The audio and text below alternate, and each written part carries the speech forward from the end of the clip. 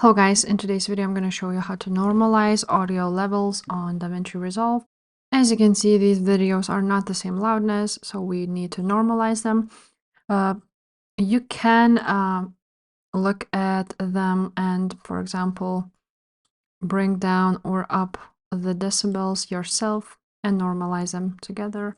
But we're not going to do that. We're just going to go ahead and choose all of these options. Now we need to see the audio levels, so you want to go ahead and click right there and see these waves. So this is what we want to look at, and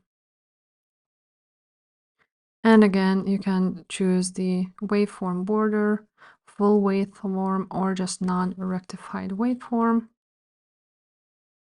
Now you want to open up the mixer right there and see how much of the decibels we have here. So for example, right here, let's bring this one to the start. Now when we play it,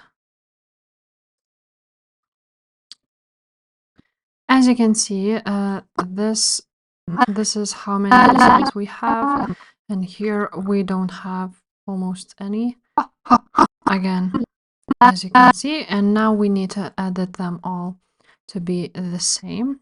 So to do this, you need to select them all like so, click the right click of your mouse and just click Normalize Audio Levels.